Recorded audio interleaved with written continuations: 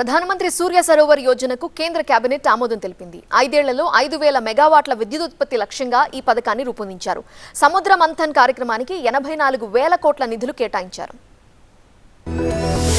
ప్రధాని మోదీ అధ్యక్షతన జరిగిన కేంద్ర కేబినెట్ సమావేశంలో కీలక నిర్ణయాలు తీసుకున్నారు. ప్రధానమంత్రి సూర్య సరోవర్ యోజనకు కేబినెట్ ఆమోదం తెలిపింది. 5 ఏళ్లలో 5,000 మెగావాట్ల విద్యుత్ ఉత్పత్తి లక్ష్యమన్నారు కేంద్ర మంత్రి అశ్విని వైష్ణవ్. ఈ పథకం కోసం 5,070 కోట్ల రూపాయలు కేటాయించారు. 5 ఏళ్ల పాటు పీఎం కిసాన్ సమ్మాన్ నిధి పథకాన్ని పొడిగిస్తూ కేబినెట్ నిర్ణయం తీసుకుంది. ఖేలో ఇండియా నిర్వహణకు 29,000 కోట్ల రూపాయలు కేటాయించారు. సముద్ర మంథన్ పథకానికి 84,084 కోట్ల రూపాయల నిధులు కేటాయించారు. ప్రధానమంత్రి సూర్య సరోవర్ యోజనతో ఎన్నో లాభాలు ఉన్నాయన్నారు అశ్విని వైష్ణవ్. తలసరి సౌరశక్తి సామర్థ్యం విషయంలో భారత్ ఇప్పటికే ప్రపంచంలోని అగ్రగామి దేశాల్లో ఒకటిగా నిలిచిందని ఆయన పేర్కొన్నారు. ఇప్పుడు ఈ కొత్త పథకం ద్వారా దేశంలోని జలాశయాల వంటి నీటి వనరుల ఉపరితలాల సౌర విద్యుత్ ఉత్పత్తికి వినియోగించుకుంటారు. ఈ చొరవ దేశంలో స్వచ్ఛమైన ఇంధన ఉత్పత్తిని మరింత వేగవంతం చేయడంతో పాటు సహజ వనరుల సమర్థవంతమైన వినియోగాన్ని కూడా నిర్ధారిస్తుంది. దేశంలో క్రీడా సంస్కృతిని మరియు మౌలిక సదుపాయాలను బలోపేతం చేసే దిశగా కేంద్ర మంత్రివర్గం మరో కీలక నిర్ణయం తీసుకుంది. ఖేలో ఇండియా పథకాన్ని విస్తరించేందుకు గాను రాబోయే 5 ఏళ్ల కాలానికి 29,000 కోట్ల రూపాయల బడ్జెట్ ను కేటాయించనున్నట్టుగా కేంద్ర మంత్రి అశ్విని వైష్ణవ్ ప్రకటించారు.